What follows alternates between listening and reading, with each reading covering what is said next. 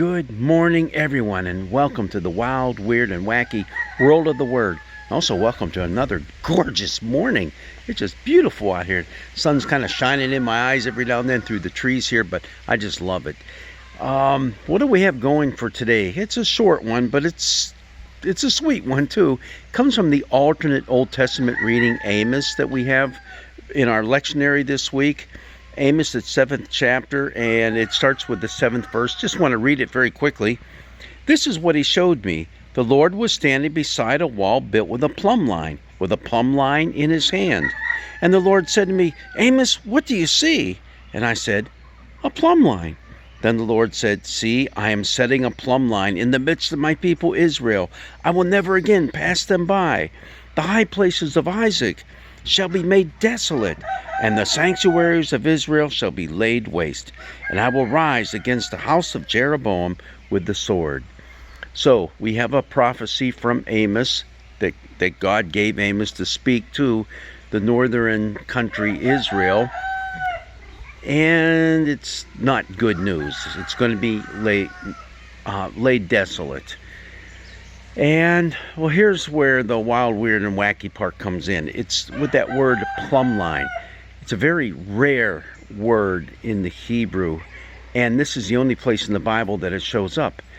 But, well, let's start with this. You all know what a plumb line is, right? That's what you're holding up.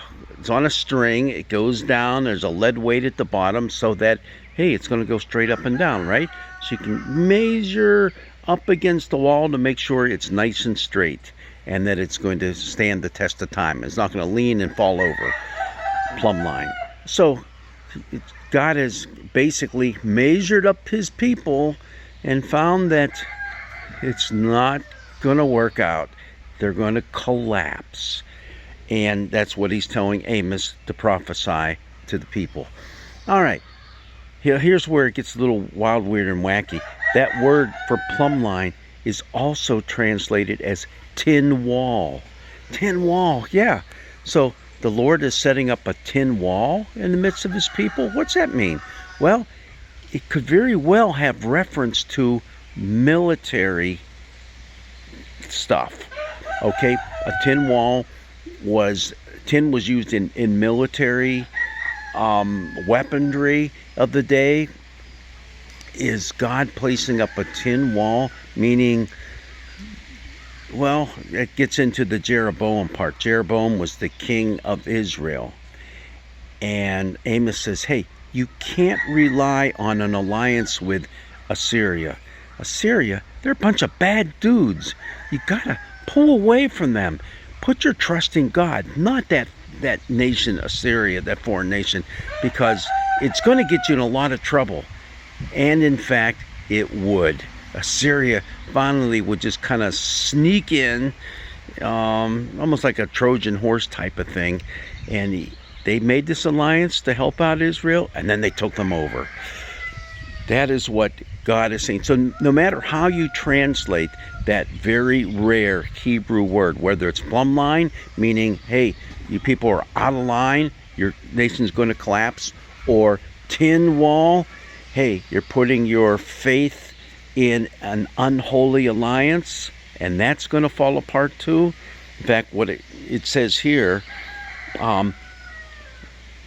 okay, I will never again pass them by. In other words, that's a reference to the Passover. I will never again pass over my people.